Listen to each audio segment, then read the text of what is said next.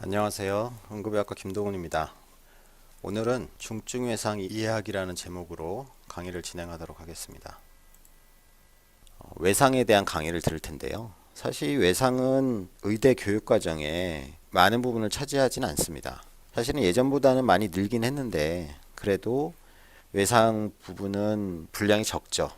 중증외상의 초기 처치 부분은 이전에 비해서 내용들이 조금 더 추가가 됐습니다. 이 중증 외상의 일반적인 치료, 초기 치료 이런 부분에 대해서는 여러분들이 어느 정도 좀 아셔야지 국가고시를 보실 수가 있고요. 제가 말씀드릴 내용은 임상과에서 진행하는 강론보다는 주로 좀 중증도가 있는 외상 환자들의 초기 처치에 대한 총론적인 강의가 되겠습니다. 사실 이 부분은 의과대학에서 다른 과 강의에서는 거의 다뤄지지 않는 부분일 거예요. 여러분들이 의사 국가고시 직후에 그 일반의로서 병원에서 일하게 되는 인턴 시기 그리고 전공이 전연차 때 조금 접할까 그런 이제 중증 외상을 다루지 않는 전공을 하게 되면 사실은 별로 볼 일이 없을 겁니다. 그 얘기는 무슨 말이냐 하면 여러분들이 이 블록 강의 이후에는 이런 중증 외상에 대한 어떤 교육을 받을 기회가 거의 없다는 거예요. 거의 유일한 기회니까 집중을 해서 들어주셨으면 좋겠어요. 그렇다고 해서 뭐 이렇게 크게 어려운 내용은 아니고요.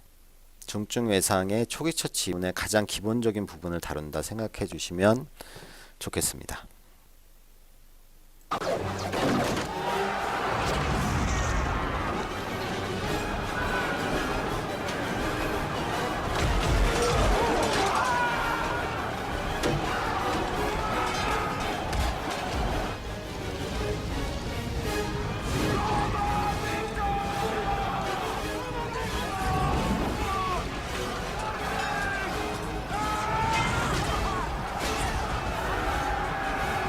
글라디에이터란 영화죠. 로마 제국군과 게르만 종족의 전투를 다루고 있죠. 자, 이거는 안시성이라는 영화에서 나오는 또 전투 장면이죠. 우리가 보통 영화나 드라마를 보면 이전 뭐 조선시대라든지 중세시대라든지 다친 군인들을 치료하는 장면들이 꽤 나옵니다. 뭐 붕대를 감는다든지 크게 다친 상처를 치료를 한다든지 심지어는 실과 바늘을 이용해서 상처를 봉합을 한다든지 그런 장면들이 심심치 않게 나오는데 솔직히 그런 장면들은 허구에 가깝습니다. 최소 10세기 이전 그 시대에는 군인은 거의 소모품처럼 생각이 됐어요. 다치면 죽을 때까지 싸우도록 내버려 뒀다가 스스로 회복을 해서 도움이 되면 다행이지만 그렇지 않으면 그냥 죽는 거죠. 전쟁터에서 그냥 죽어버립니다. 이때는 외상의 이해, 외상의 기전이 어떻게 되고 신체 기능이 떨어지고 어떻게 해서 사망에 이르게 되는지 전혀 이해가 없었어요. 그런 이해가 없기 때문에 당연히 치료를 하겠다는 생각도 못했을 거예요. 그러니까 군인은 곧 소모품처럼 쓰이고 버려지는 그런 존재였다. 자, 근대적인 의학이 발전되기 전 중세시대를 포함해서 18세기 이전까지만 해도 의사들이 가지고 있는 의학 지식이란 것은 지금과 비교하면 굉장히 미미하고 보잘것없는 것들이었어요. 그 단적인 예를 하나 보여드리면 환자가 있고 여기 의사가 있죠. 피를 뽑고 있죠. 피를 뽑아서 그릇에 담고 있어요. 저 왜 이런 걸 할까요? 이 의사가 지금 혈액 검사를 하려고 피를 뽑고 있는 건가요? 아니겠죠. 자, 이 당시에 의사들이 환자들한테 많이 시행하던 치료법 중에 하나였어요.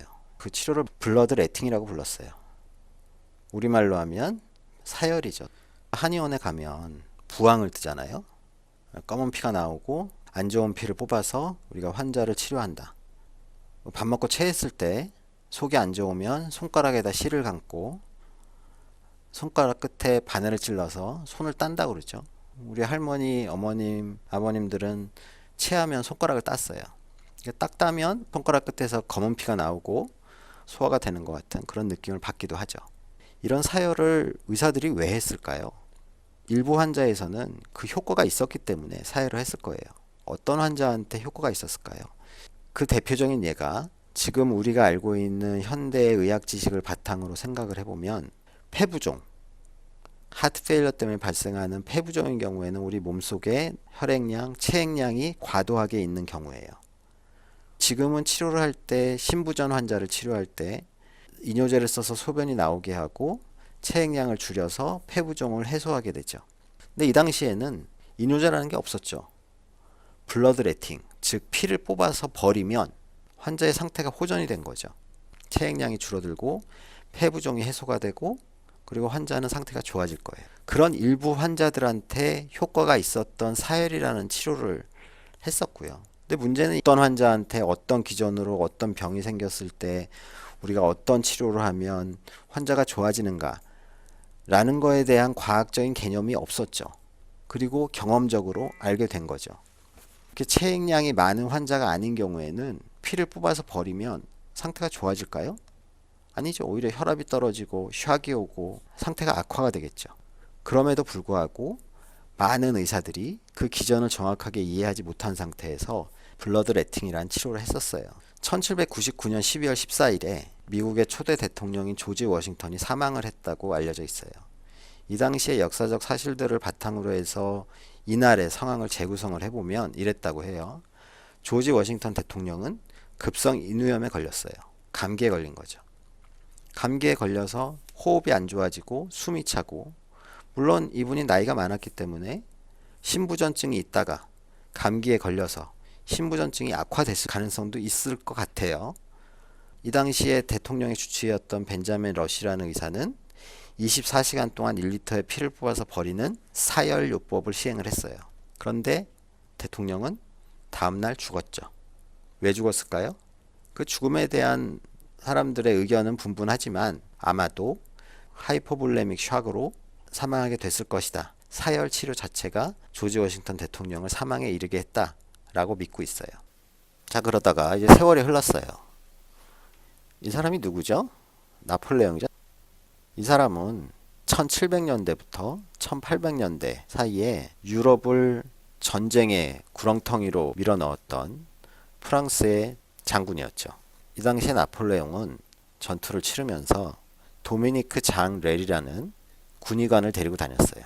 이 도미니크 장 렐이라는 사람은 외상치료의 아버지, 현대적인 응급의학의 창시자, 응급의학의 아버지 이렇게 불리고 있어요.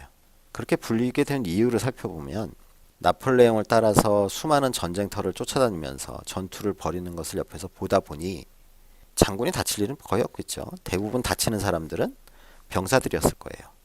칼에 찔리고 화살에 맞고 이렇게 해서 상처를 입고 피를 흘리면서 죽어가는 그런 장면들을 옆에서 계속 보다 보니까 이런 생각을 하게 됐어요. 저렇게 군인들을 소모품처럼 써서 버리는 게 전쟁을 이기는데 크게 도움이 되지 않는다는 거를 깨닫게 된 거죠. 군인들은 계속 죽어가고 다치고 병력이 줄고, 병력이 줄면 후방에서 또 징집을 해서 군인을 데려다가 전투에 투입을 시켜야 되는데 그것도 한계가 있었던 거죠. 군인을 소모품처럼 써버리는 게 효율적이지 않다는 생각을 하게 됐고, 그럼 당연히 그 다음 생각은 군인을 소모품처럼 써서 버리는 게 아니고 손상을 입은 군인들을 어떻게 잘 치료를 해서 재활용을 할 수 있다면 좀 더 효율적인 전투가 가능하고 전쟁에서의 승률을 좀 더 높일 수 있겠다, 이런 생각을 한 거죠. 그래서 제일 먼저 이제 이 도미니크 장 렐이라는 의사는 전장에서 다치는 이런 군인들을 어떻게 죽지 않고 살릴 수 있을까 하는 그런 고민을 하게 됐어요. 다친 군인들을 치료하는 퍼스트 에이드. 퍼스트 에이드라는 것은 지금 우리말로 하면 응급처치, 구급처치 정도의 표현으로 번역할 수 있겠어요. 좀 더 기능을 잘 유지할 수 있도록 퍼스트 에이드, 구급처치라는 것을 하기 시작했단 말이죠. 그래서 그렇게 군인들을 재활용하기 위해서 잘 치료를 하려면 뭐가 필요하냐? 전투를 막 벌이고 있는 전장에서 환자를 치료하기는 쉽지 않죠. 후방으로 환자를 후송을 해야 돼요. 그렇게 하려면 뭐가 필요하겠어요? 환자를 들쳐업거나 걸리거나 이렇게 할 수는 없으니까 뭔가 사람을 실어 나를 수 있는 교통수단이 필요했어요. 당연히 마차를 이용했겠죠. 그 당시에는 플라잉 앰뷸런스라고 불렀다고 해요. 이 당시에 의사가 할 수 있는 게 별로 없었어요. 그냥 환자를 실어서 후방으로 나르고 후방에서 그냥 뭐 두는 거겠죠. 항생제가 있거나 수술 기법을 알고 있거나 상처를 어떻게 치료해야 되는지 그런 의학적인 지식이 사실은 거의 전무했었던 상황이기 때문에 그저 좀 편안하게 회복시킬 수 있는 환경을 제공하는 것 정도였을 거예요. 앰뷸런스를 도입했다. 이것은 역사상 거의 처음 있는 일이었고 그래서 이 도미니크 장 렐이라는 나폴레옹의 군의관이 현대 외상치료, 현대 응급의학의 아버지라고 불리고 있는 거예요. 환자를 후방으로 이송을 해서 회복을 시키겠다라는 생각을 하려면 하나 필요한 개념이 있어요. 전투에서 손상을 입는 군인들은 그 숫자가 엄청나게 많겠죠. 숫자는 엄청 많은데 다친 군인들을 모조리 다 후방으로 이송할 수는 없다는 거예요. 그럼 뭘 해야 되겠어요? 골라야 되겠죠. 어떤 식으로 고를까요? 자, 너무 심하게 다쳐서 이 사람은 회복이 불가능하다라고 판단되는 군인들은 후송을 해서 회복이 될 가능성이 없기 때문에 그런 사람들은 그냥 버리는 거죠.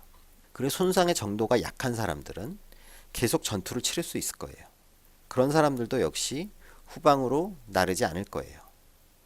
그러면 그 중간지대에 있는 어떤 사람들, 회복 가능성이 있으면서 지금 전투를 효율적으로 수행할 수 없는 정도의 손상을 받은 사람들만 골라서 이 앰뷸런스에 태워서 후방으로 이송을 했겠죠. 지금 우리가 알고 있는 환자 분류의 개념이에요. 트리아지라고 하죠. 그래서 중증도를 평가하고 치료의 우선순위를 어떻게 정할 것인가 하는 내용을 이 도미니크 장 렐이라는 사람이 처음 정립을 했다라고 알려져 있어요. 그럼 이렇게 하려면 또 뭐가 필요하겠어요? 후송을 하려면 어떤 환자들을 실어 나를 것인가? 그리고 그 환자를 실어 나를 플라잉 앰뷸런스를 만들었어요. 현장에서 사람들을 구조하는 전담 요원들이 필요할 것이고 이 마차를 운행해서 후방까지 옮길 마부도 필요할 것이고 플라잉 앰뷸런스를 유지 보수할 인력이 필요할 것이고 길을 잘 닦아서 어떤 경로로 갈 것인가 하는 고민도 해야 할 것이고 후방에는 환자를 치료할 수 있는 환자를 안정시킬 수 있는 그런 공간도 필요할 거예요. 그런 것들을 이베큐에이션 시스템이라고 현대적인 개념에선 그렇게 부르고 이 당시에 도미니크 장 렐이는 그런 체계를 만드는 일을 했던 거죠. 자, 세월이 흐르고 19세기가 됐어요. 1861년부터 65년까지 약 4년 동안 미국에서 전쟁이 일어났죠. 아메리칸 시비로 남북전쟁이 일어난 거죠. 그 당시 기록을 살펴보면 부상자 62만 명, 사망자 20만 명, 하지 절단 환자들이 약 3만 명 정도가 있었다고 그래요. 이 환자들의 사망률은 26%, 약 4분의 1이 죽은 거죠. 자, 총을 맞은 사람들 혹은 칼에 찔려서 관통상을 입은 사람들, 그런 사람들을 치료를 하면서 의사들은 이제 관찰을 하기 시작한 거죠. 일단은 처음에는 그냥 내버려 뒀을 거예요. 뭐 어떻게 치료해야 될지 잘 몰랐으니까 그냥 가만 내버려 두면 어떻게 되겠어요? 다리에 관통상을 입었어요. 그냥 내비두면 거기 상처가 안 좋아지겠죠. 균이 자라고 상처가 썩고 고름이 나오고 그러다가 환자가 열이 펄펄 나면서 의식이 없어지고 시간이 지나면 사망에 이르게 돼요. 안 좋아진 상처에서 균이 자라서 그게 혈액 안으로 들어가면서 혈액순환으로 들어가서 폐혈증을 일으키고 폐혈증 샥으로 환자가 사망하게 되는 거죠. 물론 이런 것들을 당시 의사들은 몰랐을 거예요. 하지만 가만히 보니까 다리에 상처가 안 좋아지는 사람이 시간이 지나서 죽더라 라는 것은 관찰을 했을 거예요. 그러면 어떻게 하겠다는 생각을 하겠어요? 그 안 좋아진 상처를 제거하고 싶어 하죠. 제거하려면 자르는 수밖에 없었죠. 그래서 많은 의사들이 다리를 자르는 시술을 시행을 했어요. 근데 다리를 자르면 무슨 일이 일어나요? 피가 철철 나겠죠.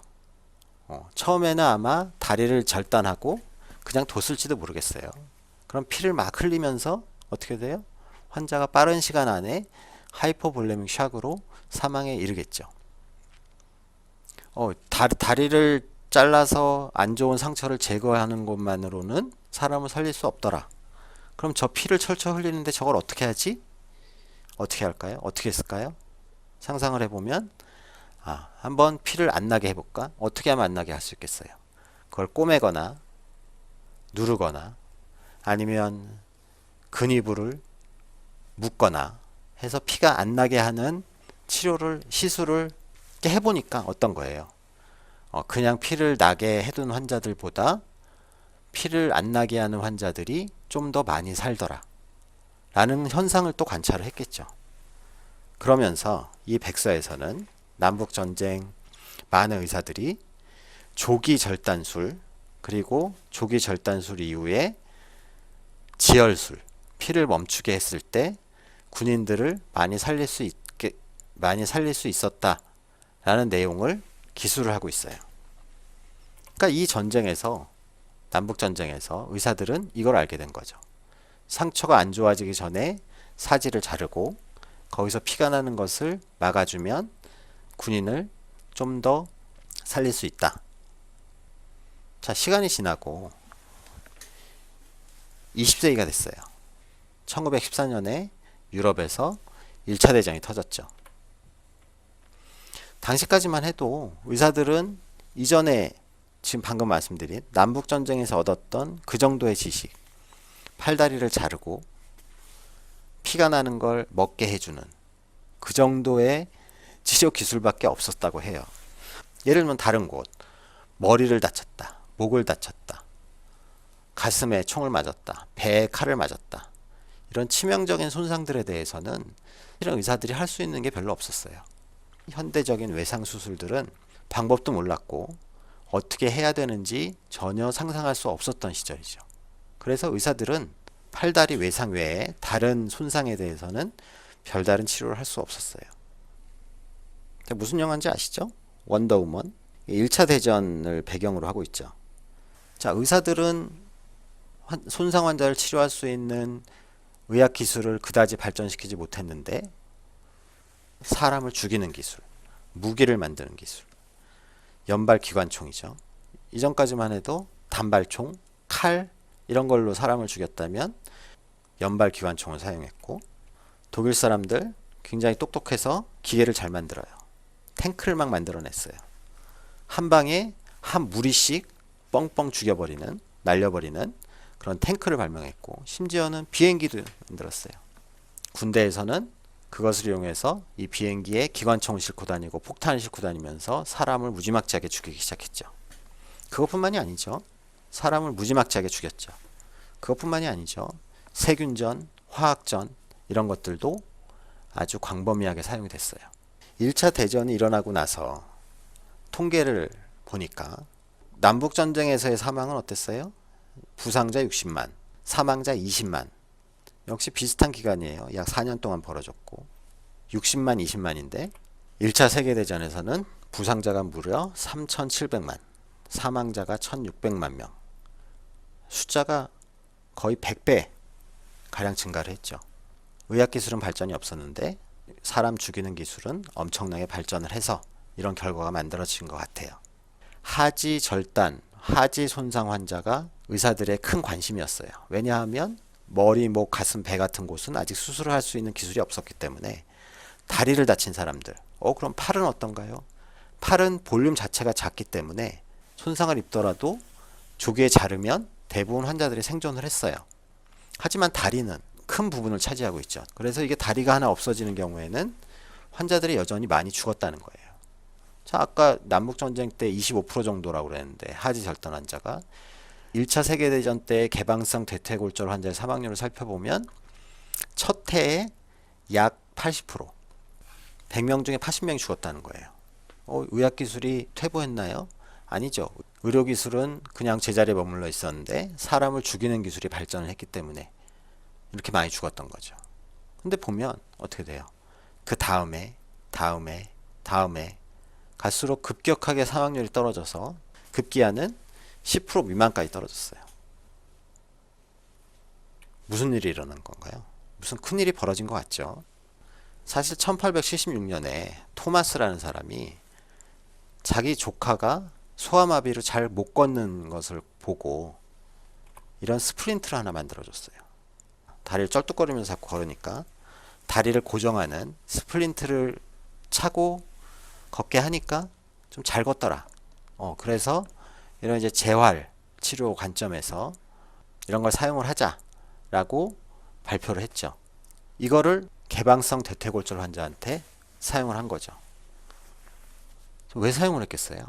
자, 개방성 대퇴골절이 일어났어요. 어떻게 돼요? 다리가 덜렁덜렁 하겠죠. 피도 엄청 나고 상처도 안 좋고. 그런 환자를 옮기고 침대 위에서 자세를 변화시키고 뭐 이렇게 하려고 하면 그 다리가 덜렁덜렁 하는 거예요. 움직이지 않게 하는 게 좀 환자한테 좋지 않을까. 보기도 힘들고. 안 움직이게 하려면 토마스라는 사람이 저런 스플린트를 만들었네. 아, 저거를 이용하자. 이런 생각을 한 거죠. 그래서 개방성 대퇴골절 환자한테 조기에 이런 토마스 스플린트를 사용해서 고정을 하기 시작했어요. 물론 이 다리를 다시 이어붙이거나 다시 걷게 하거나 하는 그런 기술까지는 아직 없었겠죠. 결국에는 대부분 환자들이 다리를 자르는 절단술을 받았을 거예요. 개방성 대퇴골절 환자들은. 전쟁 초기에는 그런 환자들이 무수히 사망을 했는데 이 토마스 스플린트를 사용을 하고 나니까 나중에 다리를 자르더라도 환자들의 생존율이 급격히 향상되기 시작한 거죠. 대퇴골절 있는 환자들은 조기에 스플린트를 대주면 많이 살더라. 나중에 수술을 하더라도. 그럼 왜 그럴까요? 어차피 다리 자를 건데 왜 초기에 고정술이 도움이 될까? 이걸 생각해 보면 다리가 너덜너덜한 상태에서 이걸 계속 움직이게 되면 거기에 조직 손상이 더 악화되게 되죠. 염증 반응이 더 강하게 일어나게 되고 몸으로 일단 들어온 세균에 의한 염증 반응에다가 조직 손상으로 인한 염증 반응이 더해지면서 인플라마토리 캐스케이드가 더 심하게 발생을 하고 면역 반응이 크게 일어나고 그게 결국에는 우리 몸을 파괴시키는 비셔스 사이클로 돌입하게 된다는 거죠. 고정을 하게 되면 염증 반응이 덜 일어나게 되고 비셔스 사이클로 확률이 떨어질 것이다 라는 걸 이 당시에 의사들은 물론 몰랐겠지만 우리는 알고 있죠. 이 당시 의사들은 현상을 관찰하고 이런 치료를 하기로 결정을 한 거예요. 자, 스페인 내전이 2차 대전 이전에 일어났었는데 이 당시에도 아주 비약적인 의료기술의 향상이 있었어요. 트랜스퓨전이죠. 자, 수혈이란 것은 이전에도 했었어요. 사실은. 기록에 보면 1800년대, 1700년대에도 수혈을 했었다라는 기록은 있어요. 근데 어떻게 한 거예요? 그냥 한 거죠. 그냥 무작정 한 거예요. 피를 많이 흘리니까 다른 사람 피를 뽑아서 주면 어떤 사람은 살고 어떤 사람은 죽었겠죠. 그 이유가 뭐였겠어요? 당연히 그 당시에는 혈액형이란 거 몰랐고 ABO 타이핑을 할 수 있는 기술이 없었기 때문에 확률적으로 운이 좋은 사람은 살고 혈액형이 맞는 사람이거나 아니면 O형피를 줬거나 하는 사람들은 살고 혈액형이 안 맞는 사람들은 죽었겠죠. 1900년에 혈액의 ABO 시스템이라는 걸 발견을 했어요. 랜드 스타이너라는 의사가. 그리고 1930년에는 블레일락이라는 또 다른 의학자가 볼륨이 모자라는 하이포볼레미아 상태에서 수혈을 해주면 살릴 수 있다라는 이론을 제창을 했어요. 피를 흘리는 사람한텐 피를 주면 환자를 살릴 수 있다. 뭐 기전도 이렇게 해서 뭐 발견을 했겠죠. 자, 이런 얘기가 1930년에 처음 나왔다는 거예요. 혈액형이란 걸 알게 됐고 피를 흘린 사람한테는 수혈을 해야 된다는 것도 알게 됐으니까 이제는 뭘 해야 돼요? 피를 모아야겠죠. 그래서 이 당시부터 세계 각지에 혈액은행이 생겨나게 됐고 1941년에는 처음으로 적십자 재단이 만들어지고 일반인들한테 군인들을 살립시다. 그럼 당신의 혈액이 필요합니다. 해서 헌혈을 받기 시작했죠. 그런 결과로 1936년부터 39년까지 언제인지 모르겠는데 바르셀로나에서 첫 공식적인 수혈이 시행되었다고 해요. 자, 2차 대전 때는 외상 수술 기법들이 발전을 했어요. 그렇게 할 수 있었던 결정적인 이유는 전신 마취를 할 수 있었기 때문이고 전신 마취를 하지 않으면 왜 수술을 할 수 없나요? 머리나 팔다리 같은 경우에는 크게 관계가 없지만 가슴이나 배 수술을 하려고 열어놓고 나면 그 안에 있는 장기들이 꿈틀거리면서 계속 움직이고 심지어 장은 어떻게 돼요? 밖으로 막 밀려 나오죠. 꿈틀꿈틀거리면서. 그럼 수술을 할 수가 없는 거예요. 움직이는 장기를 가지고 어떻게 수술하겠어요? 전신 마취가 필요했던 거죠. 그래서 장이 움직이지 않도록 하는 전신 마취 기술 기술들이 발전을 했고, 그래서 비로소 여러 가지 이제 가슴, 배를 포함한 우리 몸의 대부분의 장기를 열고 수술할 수 있게 된 거죠. 항생제가 발견이 됐죠. 장이 터진 사람, 총을 맞고 장에 구멍이 난 사람을 전신마취를 하고 장을 꼬맨 다음에 배를 다시 꼬매서 닫아 놓으면, 터진 장을 꼬매놨으니까 이 사람은 살아야 되잖아요. 못 살죠. 왜? 장에서 쏟아져 나온 세균들이 복막염을 일으키고 폐혈증 샥으로 사망하게 되는 거죠. 그런 것을 막을 수 있었던 것이 1928년에 발견된 페니실린, 이후에 발견된 여러 가지 항생제들 덕택이었죠. 자, 피를 주면 살릴 수 있다는 것은 알았는데 문제는 뭐예요? 피가 모자라는 거죠. 그래서 그런 혈액의 대체제로서 수액이라는 걸 만들기 시작했어요. 수액을 투여를 하다 보니까 피를 안 주는데도 환자들이 좋아지더라. 플루이드를 아주 많이 주면 심부전이 해소가 된다, 레날 페일러가 해소가 된다, 이런 기록들이 있어요. 자, 레날 페일러가 해소된다는 건 어떻게 알았을까요? 비유행 크레아틴 수치를 보고 알았을까요? 그게 아니죠. 소변이 안 나오던 사람이 수액을 주니까 소변이 나온다. 그리고 상태가 좋아진다. 혈압이 올라가니까 당연히 소변이 나오게 되고, 소변이 나올 정도로 혈압이 올랐으면 이 환자는 회복될 가능성이 높아지는 거예요. 그래서 이 당시에 의사들은 그렇게 믿었어요. 수액을 많이 주면 많이 줄수록 환자 소생에는 더 도움이 많이 된다. 그래서 어그레시브 플루이드 리서시테이션 스트래티지를 믿고 있었죠. 자, 지금까지 얘기했던 대로 외상에 대한 개념, 치료는 역사 속에서 전쟁과 함께 발전했다고 할 수 있어요. 전쟁이 한번 일어날 때마다 환자가 대량으로 발생하고, 전쟁터기 때문에 이런저런 임상실험 아닌 임상실험을 할 수 있었던 거죠.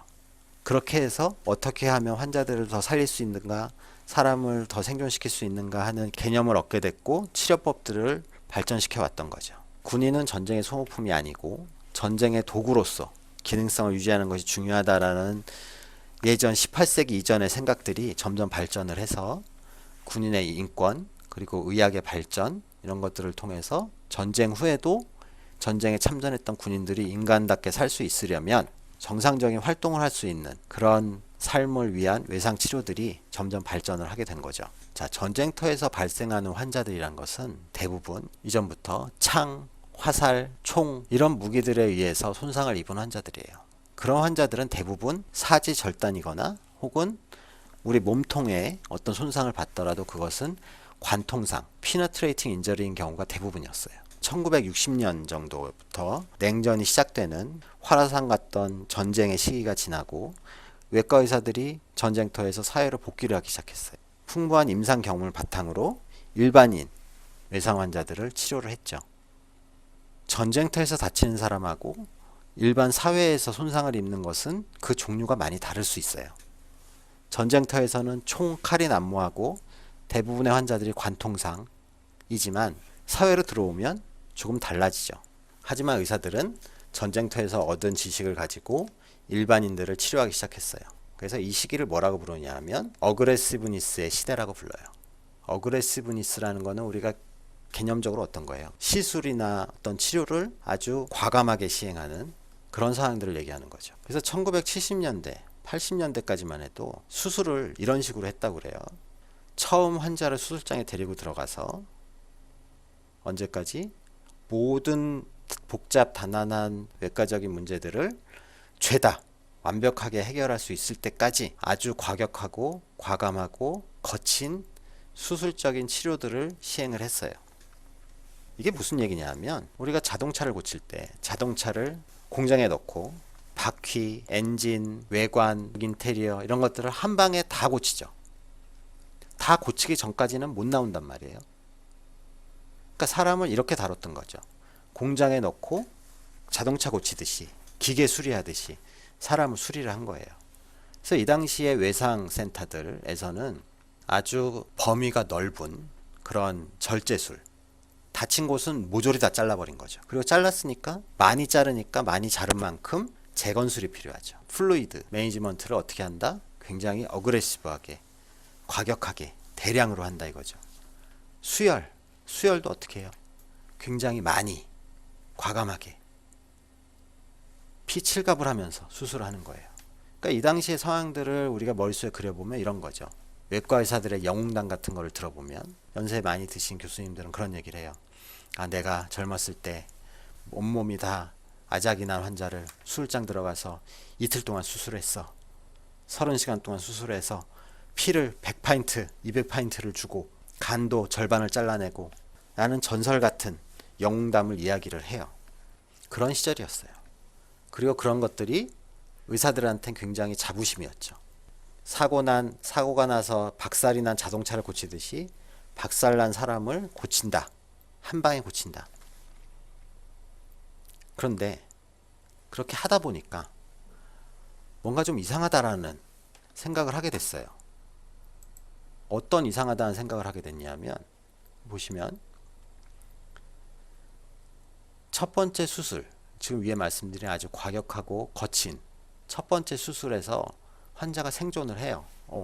수술하고 끝나서 나올 때까지 숨이 붙어 있어. 심장이 뛰어. 그럼 살린 거잖아요. 수술장에서 나올 때까지는 살렸어요.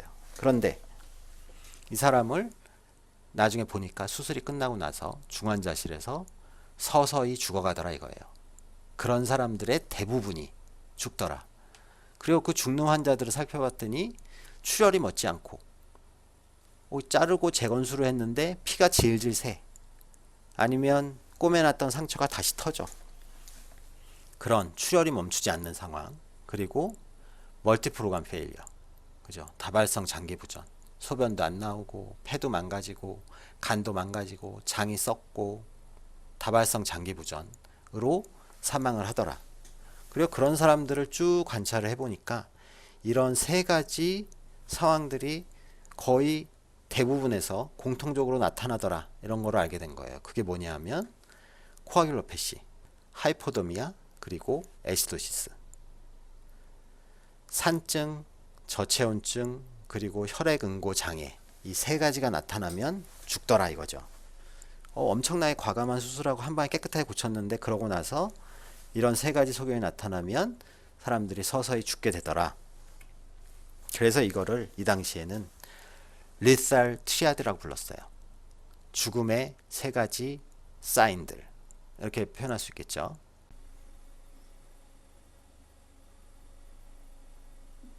외상 환자들이 죽게 되는 이유에 대해서 통계 수치들을 좀 보면서 말씀을 드려볼게요. 자, 2016년 통계인데요. 미국에서 연령대별로 사망이 일어나는 이유에 대해서 한번 쭉 조사를 해봤어요. 청소년기에 죽는 대부분의 환자들은 교통사고가 많죠. 그리고 연령대가 올라가면 여기 이제 중독. 미국은 뭐 마약이 워낙 많으니까 마약 중독으로 되게 죽게 되는 거죠. 그리고 65세가 넘어가면 추락사. 성인들 같은 경우에 역시나 교통사고가 그 다음을 차지하고 있어요. 그러니까 손상으로 죽는, 사회에서 손상으로 죽는 대부분의 환자들은 교통사고, 마약 중독, 그리고 추락사라는 거죠. 근데 우리나라는 기본적으로 마약이 그렇게 많지 않기 때문에 여기 이제 하얀색으로 나온 것들은 다 여기 쭉 보면 이제 총기 사고죠. 그 두 개를 빼고 나면 성인들 같은 경우, 성인인 경우에는 대부분 교통사고와 추락사다 라고 우리가 일반적으로 상상할 수 있겠어요. 전 세계적으로 통계를 보면 외상 환자의 사망은 크게 두 가지 이유가 있어요. 하나는 뇌손상이고 출혈 때문에 죽는 것. 그 두 가지가 거의 86%, 거의 전부를 차지하고 있죠. 여기는 오간 페일리어 같은 경우에는 앞에서 말씀드린 그 멀티플 오간 페일리어가 되겠죠. 즉시 사망하는 건 아니지만 시간이 좀 지나서 여러 가지 이유로 수술이 너무 과격하게 됐다든지 초기 처치가 잘 안 됐다든지 해서 사망하는 경우가 나머지 부분을 차지하고 있고, 급성기 사망은 뇌손상과 출혈이다. 과거에는 뇌손상이 훨씬 많았어요. 여기도 보시면 지금 뇌손상이 출혈보다는 적죠. 과거에는, 이건 최근 통계고, 과거에는 뇌손상 때문에 급성기에 사망하는 환자가 많았고 그 다음 순서가 출혈이었는데, 최근에는 뇌손상과 출혈의 빈도가 점점 비슷해지다가 더 최근에는 출혈로 사망하는 환자의 비율이 더 높게 됐죠. 자, 이것은 최근에 출혈 환자가 늘었다기보다는 이쪽 부분은 그냥 있는데 원래대로 뇌 손상의 빈도가 예전보다는 많이 줄어서 그래요. 외상 환자의 급성기 사망은 머리를 다치는 것 그리고 출혈 이 두 가지로 생각하시면 돼요. 그런데 또 하나 이제 아셔야 될 거는 뇌 손상인 경우에는 이 뇌 손상 중에 90%가 병원에 오기 전에 죽는다는 거예요. 우린 병원에서 환자를 맞이하는 의사들이기 때문에 우리한테 오는 많은 환자들, 생존해서 병원까지 도착하는 환자들의 외상 사망의 원인은 무엇인가? 당연히 출혈, 블리딩 때문일 것이라고 우리가 쉽게 상상할 수 있는 거죠. 그래서 출혈, 익생규네이션이라는 거는 대량 출혈을 얘기해요. 출혈 중에서도 피를 아주 많이 흘리는 것. 이것이 병원 내에서 사망하는 손상 환자의 가장 흔한 원인이다. 이런 대량 출혈이 일어나면 당연히 우리가 수혈을 해야 되죠. 수혈도 많이 해야 되겠죠. 그래서 매시브 트랜스퓨전, 대량 수혈을 하는 경우에 47%에서 굉장히 심각한 생명을 위협하는 코아귤로패시가 생긴다. 죽음의 3대장 중에 첫 번째 있었던 거죠. 코아귤로패시, 혈액응고장애, 저체온증, 그리고 산증 이 두 가지는 혈액응고장애를 악화시킨다 라고 해요. 이 세 가지는 아까 말씀드린 손상, 외상의 리설 트리아드였죠. 죽음을 맞이하는 환자한테서 보이는 세 가지 임상소견이라고 할 수 있는 거죠. 그런데 이 세 가지가 각각 독립적으로 존재하는 것이 아니고 저체온증이 일어나고 애시도시스가 일어나면 혈액응고장애를 악화시킨다. 혈액응고장애는 대량 출혈이 있는 환자한테 대량 수혈을 할 때 절반 정도에서 일어나고 이런 대량 출혈은 외상 환자 사망의 가장 흔한 원인이다. 혈액응고장애라는 것은 피를 잘 먹지 않게 하는 상황을 만드는 거죠. 그러니까 이 익생규네이션과 또 직접적인 연관이 있는 거예요. 그래서 코아귤로패시는 잘 조절이 안 될 경우에는 환자가 사망에 이르게 하는데 출혈을 계속하게 만들어서 사망에 이르게 만든다. 이렇게 생각할 수 있죠. 혈액응고장애는 세 가지 중에 가장 치명적인 것이다 라고 우리가 여겨요. 코아귤로패시와 하이포서미아와 애시도시스의 관계는 이렇게 설명을 해요. 우리가 흔히 얘기하는 코아귤레이션 캐스케이드죠.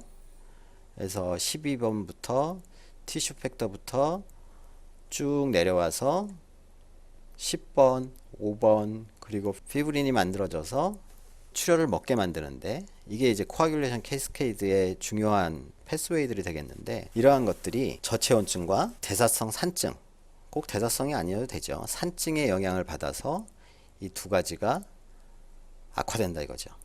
코아귤레이션 캐스케이드 자체가 망가진다는 거예요. 혈액 응고가 잘 안 되고 피를 더 많이 흘리게 되고 그래서 환자가 죽게 된다. 트라우마틱 샥에서 응고 장애가 중요하다는 것은 아시겠죠? 응고 장애가 일어나면 피가 안 먹기 때문에 어떤 처치를 하더라도 피를 멈추게 하는 처치를 하더라도 응고 장애 자체 때문에 출혈이 지속되고 그것 때문에 환자가 사망에 이르게 된다. 트라우마 환자, 외상 환자에서 샥이 일어났을 때 외상 환자의 샥은 헤모라직 샥, 하이포볼레믹 샥이 대부분이죠. 그 샥을 교정하지 못하게 하는 이 응고장애를 치료하는 것이 굉장히 중요해요. 그럼 응고장애, 코아귤로패시는 어떻게 치료를 하느냐? 외상이 일어나고 샥이 오면 우리가 일반적으로 처음에는 수액을 투여하죠. 수액을 투여하고 수액 투여로도 안 되면 적혈구를 수혈해요. 우리가 2010년 이전에 얼마 안 됐죠. 10년 전이에요. 10년 전. 이때까지만 해도 트라우마 환자한테서 나타나는 코아귤로패시는 대량 수혈에 의해서 응고 성분, 즉 혈소판과 여러 가지 응고인자들이 희석이 돼서 나타난다고 생각을 했어요. 그러니까 이건 뭐냐? 피를 흘렸는데 그 피가 왜 묽어지냐? 우리가 수액을 많이 주고 수혈을 많이 해서 그 수혈을 한다는 건 여기서 뭘 수혈하는 거죠? 대량 수혈이라는 것의 개념은 이전까지만 해도 RBC를 수혈하는 게 수혈의 핵심이었어요. RBC만 주다 보니까 혈소판과 응고인자가 상대적으로 모자란 상황이 계속 만들어진다는 거죠. 수액 투여와 대량 수혈 때문에 응고장애가 일어난다 라고 생각을 했던 거예요. 수혈을 많이 한 다음에 수액을 많이 투여한 다음에 일어나는 거니까 PT, APTT 응고 수치를 확인을 하고 이게 수혈을 하다 보면 응고인자가 희석이 돼서 이 수치들이 떨어질 거기 때문에, 그리고 CBC에서는 혈소판 수치를 보는 거죠. 혈소판 수치가 떨어질 거기 때문에 그렇게 해서 이상 소견이 나타나면 그때 이 혈소판과 모자란 혈소판과 응고인자를 투여한다 라는 것이 2010년 이전에 외상 후 나타나는 하이퍼볼레믹 샥, 코아귤로패시의 치료의 가장 기본적인 방법이었어요. 그런데 피가 나기 시작하면 우리 몸에서는 응고인자들을 소모를 하죠. 어떤 식으로 소모를 하죠? 처음에 혈소판이 막 달라붙고, 혈소판이 여기 달라붙기 때문에 혈중 내에서는, 혈액 내에서는 혈소판이 모자란 상황이 오는 거죠. 그렇게 반짝반짝하는 것들은 응고인자들이 작동을 하는 거예요. 그럼 어떻게 돼요? 피브린이 만들어져서 여기 분홍색 끈들이 이제 만들어지고, 이 끈들이 혈소판을 단단히 잡아주면서 여기에 피떡을 만들게 되는 거죠. 피떡을. 자, 이게 잘 생각을 해보면 이미 출혈이 발생을 하면 혈소판과 혈액 응고인자들이 소모가 되기 시작해요. 왜? 피가 나기 때문에 그 피를 멈추기 위해서. 그런데 이렇게 해서 피떡이 딱 만들어지면 상관이 없는데, 피가 나는 사람들은 피가 계속 나는 상황인 거잖아요. 피가 나다가 멎으면 그거는 더 이상 샥이 진행하지 않겠죠. 블러드 클롯이 효과적으로 만들어져서 지혈이 되는 상황이 아닌 거죠. 외상 후 익생규네이션으로 사망하는 환자들은 이거를 만들려고 계속 혈소판과 혈액 응고인자들을 계속 소모를 하는 거죠. 소모를 하는데 이렇게 안 되고 이게 계속 날아가는 거예요. 블러드 클롯이 만들어질래다가 사라지고, 만들어질래다 사라지고. 그러니까 이 얘기는 뭐냐? 대량 출혈이 일어나는 경우에는 외상 후 혈액 응고장애, 코아귤로패시는 수액을 투여하거나 수혈을 하고 나서 피가 희석돼서 생기는 게 아니고 이거 자체로 소모가 되면서 생긴다 라고 생각이 바뀌게 됐어요. 그래서 지금은 대량 출혈이 확인이 되거나 의심이 되면 처음부터 폐갈비씨, 적혈구, 그리고 FFP라는 거는 응고인자들이 들어있는 혈액이죠. 그리고 혈소판을 초반부터 주자 이거예요. 초반부터. 왜냐하면 혈액 응고인자 수치들이 소모돼서 나타나는 피검사 결과들, 혈소판이 소모돼서 나타나는 피검사 결과들은 그 결과가 나타날 때까지 시간이 어느 정도 걸리고, 그게 정상 수치인 상황에서도 이미 얘네들은 소모가 되기 시작했고, 계속 소모가 되다 보니까 혈액 응고 기전이 나빠지게 되고, 피가 계속 나는데 응고 기전이 제대로 작동을 안 한다면 출혈이 점점 더 멎지 않고 점점 심해질 것이고, 그렇기 때문에 우리는 어떻게 해야 된다?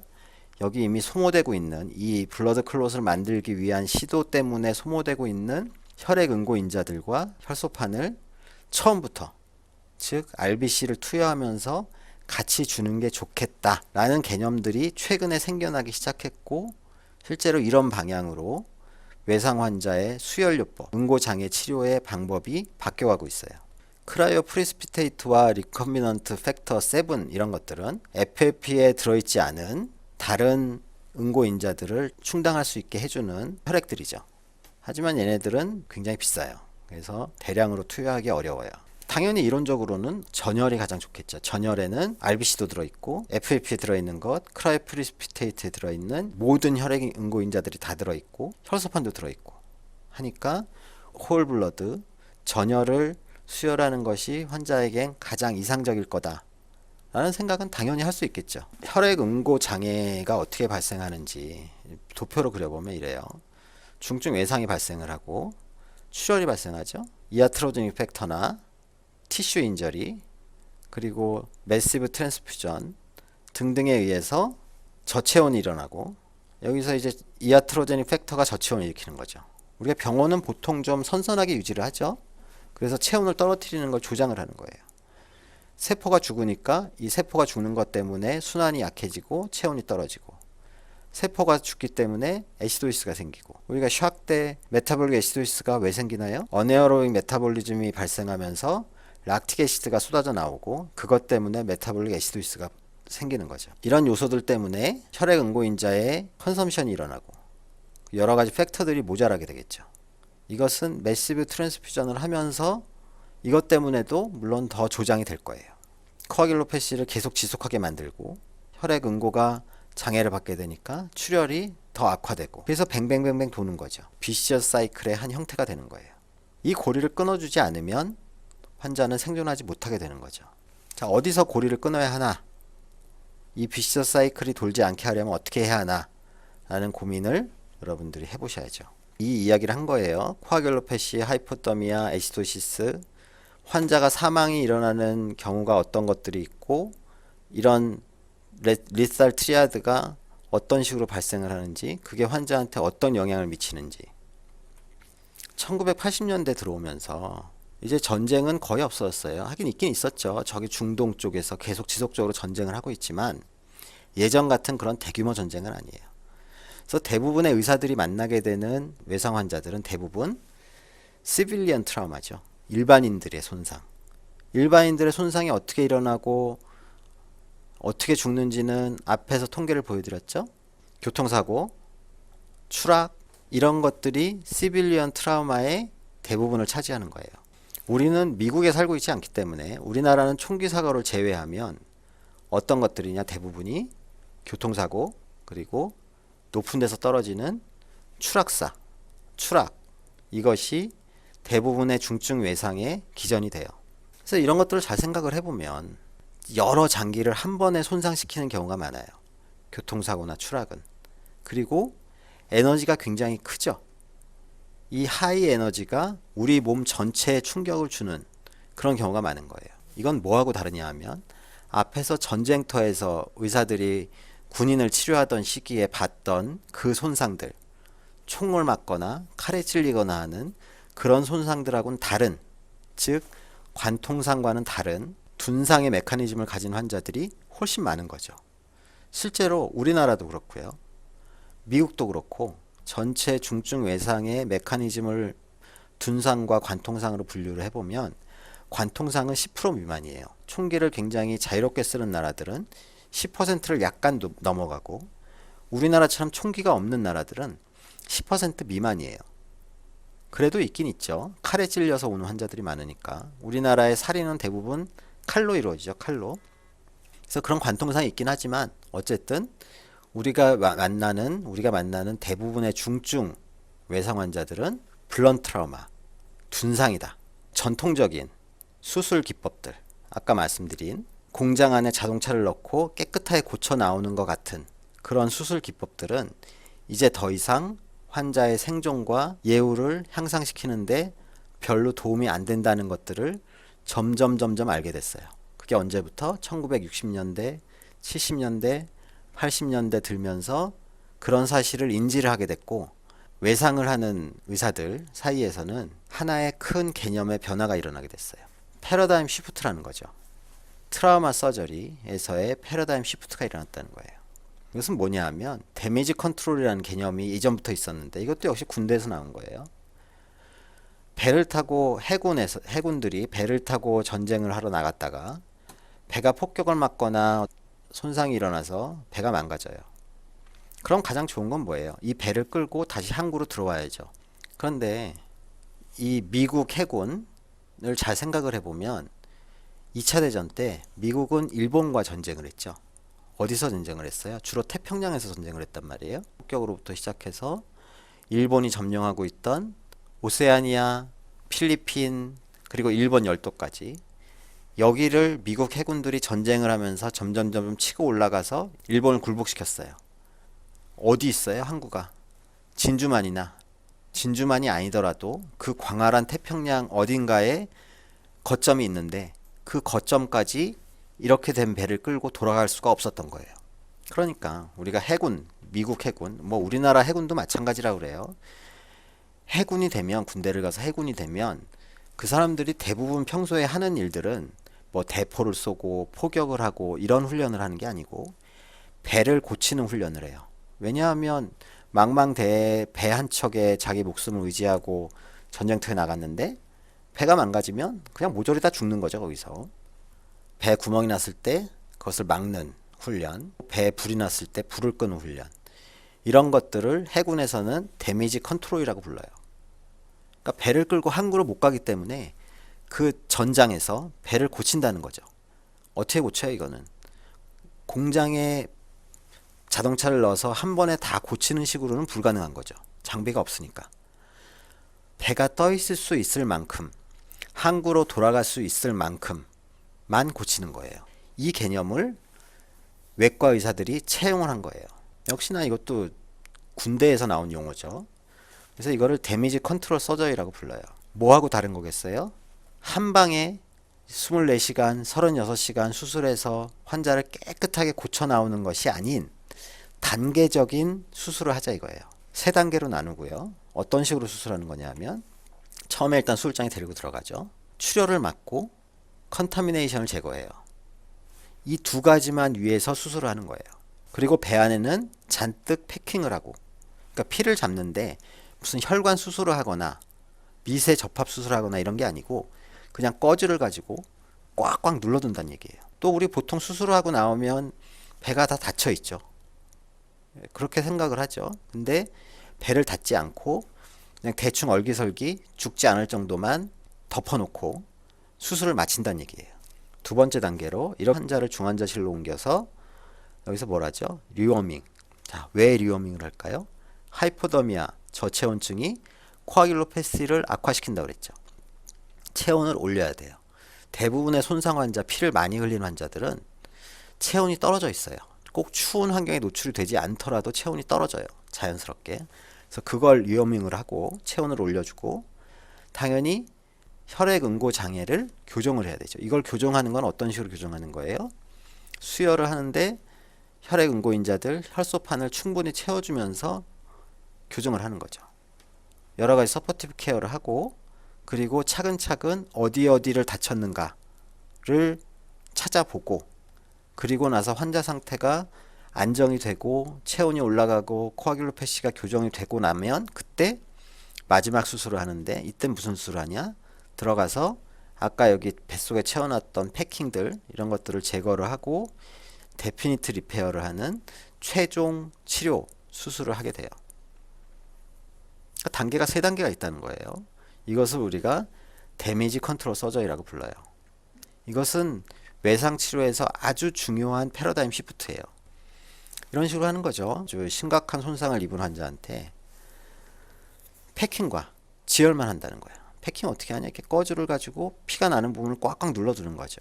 이렇게 팩을 채우고 피가 나는 부분을 잡고, 만약 혈관이 동맥에서 출혈이 있다 그러면 그 터진 동맥만 살짝 묶거나 꼬매거나 해서 피만 안 나게 해놓고, 이런 식이죠. 피나는 터진 동맥을 찾아서 묶어버리고. 그리고 보통 이제 배 같은 경우에는 수술하고 나면 이렇게 장들이 튀어나와요. 왜냐하면 손상 때문에 장기가 부어있죠. 그래서 부종이 굉장히 심하기 때문에, 그리고 수액도 많이 들어갔고, 그것 때문에 또 장이 부어있고, 이런 상태라서 장들이 막 튀어나와요, 밖으로. 이것을 꼬매서 닫으려고 하면 어떻게 되겠어요? 이것들이 배 안으로 들어가면서 복압이 올라가겠죠. 복압이 올라가면 비너스 리턴이 돼야 되는데 그게 악화가 되면서 환자의 샥이 더 심해지는 그런 상황이 생겨요. 그런 걸 우리가 압도미널 컴파트먼트 신드롬이라고 부르기도 해요. 그래서 완전히 닫는 게 아니고 이렇게 덮어만 두는 거예요. 마르지 않도록 비닐로 이렇게 덮어만 두고, 전혀 지금 클로저를 하지 않았죠. 배는 열어놓은 대로 그대로 두고 덮어만 두고 이니셜 라파로토미를 끝내는 거예요. 이후에 중환자실로 가게 되고, 중환자실에서 서포티브 케어와 응고장애를 교정하고 메타볼릭 애시도시스와 저체온증을 교정을 하는 서포티브 케어 이후에 세 번째 단계로 수술장에 다시 환자를 데리고 들어가서, 그때는 이런 것들을 다 깔끔하게 정리를 해야 되겠죠. 세 단계로 안 된다 그러면 또 중환자실로 옮겨서 또 서포티브 케어를 하고 다시 수술장으로 옮기고 하는 네 번째, 다섯 번째 단계, 여섯 번째, 일곱 번째 단계, 이게 계속 이어질 수도 있어요. 1976년에 외상치료에서 아주 역사적인 일이 하나 또 벌어지는데, 어떤 일이 벌어진 거냐면, 어떻게 보면 별거 아닐 수도 있는데 비행기 사고가 일어나요. 비행기 추락 사고. 이 비행기에는 누가 타고 있었냐 하면 제임스 스타이너라는 정형외과 의사와 부인 그리고 애들 넷이 타고 있었어요. 자가용 비행기를 타고 로스앤젤레스에 갔다가 자기 집인 링컨으로 돌아가다가 여기 네브라스카 숲속에 떨어졌어요. 추락을 한 거죠. 제임스 스타이너 의사는 다행히 살았어요. 부인은 현장에서 즉사를 했고 나머지 애들은 심하게 다치지 않아서 생존을 했어요. 애들 넷을 데리고 이제 인근 병원으로 후송이 됐겠죠. 시골 병원이죠. 숲속에 있는 작은 지방에 있는 로컬 허스피탈이죠. 가서 보니까 이 사람은 정형외과 의사였기 때문에 외상 환자를 주로 보고 있었고 평소에 그게 자기 일이죠. 그러니까 이제 자기는 의식이 깨어 있으니까 애들 치료하는 걸 옆에서 본 거죠. 어떻게 하나. 의사가 안 와. 의사가 와서 치료를 하는데 외상 치료에 대한 개념이 없어 보여요. 경추 보호도 안 하고 등등등. 자기가 생각하기로는 저게 의사가 하는 의료 행위인가 이런 생각이 든 거예요. 친구한테 전화를 해서 헬기를 불러서 헬기를 타고 자기가 근무하던 병원으로 가서 치료를 잘 받았다고 해요. 회복을 하고 나서 이 의사는 무슨 생각을 했냐? 야, 저기 시골에 가보니까 도대체 의사라는 사람이 외상 치료를 하는데 뭐 치료가 엉망이더라 이거죠. 교육을 해야 되겠다. 이런 생각을 한 거죠. 그래서 1978년에 사고가 일어나고 나서 2년 후에 처음으로 네브라스카 본인이 살고 있는 주에 있는 EMS, 보통 이제 우리로 치면 119 구급대원들이 되는 거죠. 미국으로 치면 911 소방대원들, 이 사람들을 대상으로 해서 ATLS라는 교육 과정을 열었어요. 911 대원들을 모아놓고 일단 교육을 하고, 이 교육하는 걸 보니까 미국의 외과 의사협회에서 보니까 저게 굉장히 좋더라 이거죠. 그래서 야, 그거 구급대원들만 가르치지 말고 의사들도 가르치자. 그래서 1979년에 처음으로 미국 외과 학회에서 이 트라우마 코스를 열었어요. 그래서 이 제임스 스타이너 박사가 만든 ATLS 코스가 미국 그리고 전 세계로 점점 퍼져 나갔고 현재는 약 80개국에서 교육이 되고 있어요. 이렇게 많은 나라에서 되고 있어요. 북미 전부, 남미도 대부분, 유럽 전부, 인도, 호주, 동남아시아, 그리고 아프리카 일부, 중동, 거의 대부분의 좀 산다 하는 나라에서는 이 ATLS 코스를 다 가르치고 있어요. 그런데 유독이 중국, 우리나라, 일본에는 없죠. 자, 일본은 굉장히 폐쇄적인 나라라서 자기네 나름대로의 어떤 교육과정과 그런 이론 정립에 열을 올려요. 그래서 다른 나라 걸 받아들이질 않아요. 중국은 그렇다고 치고, 그럼 우리나라는 왜 그래요? 우리나라도 최근까지는 이 외상 치료에 대한 필요성을 국가적인 차원에서 그리고 의사들도 별로 느끼지 않았던 거예요. 사실 느끼지 않았다기보다 그냥 무시했던 거죠. 그러니까 어떻게 돼요? 우리나라의 외상 처치 체계가 엉망진창이라고 이야기를 하는 거고, 우리가 잘 알고 있는 아주대병원의 이국정 교수님이 그렇게 스타가 된 거죠. 우리나라에 거의 유일하게 외상외과 의사로서 일을 하던 분이에요. 지금은 조금 늘어나긴 했어요. 또 많이 이제 그 대도시 중심으로 해서 외상센터가 많이 늘어나고 인력도 많이 보충이 되고 해서 실질적인 외상처치를 잘 하고는 있지만 여전히 우리나라는 외상처치에 관련해서는 후진국이다 라고 할 수 있어요. 그래서 우리나라에서도 외상학회라는 게 만들어졌어요. 뭐 얼마 안 돼요. 그래서 실제로 이런 외상외과 세부 전문의 자격시험 뭐 이런 것도 하고 외상센터 심포지움도 하고 하긴 하는데 아직은 좀 부족하고, 당장 여기 진주만 해도 우리 병원이 권역 외상센터잖아요. 근데 아직 개소도 못하고 있죠. 왜 못하고 있어요? 돈이 없어서 못하는 건 아니고 우리나라 돈이 많은 나라니까 뭐 돈은 충분히 줘요. 건물도 막 짓게 해줘요. 장비도 들어올 수 있어요. 충분히. 사람이 없는 거죠. 외상 수술을 할 만한 외과 의사들이 부족하기 때문에 이게 외상센터가 활성화가 되지 못하고 있는 그런 상황인 거죠. 많이 나아지고 있죠.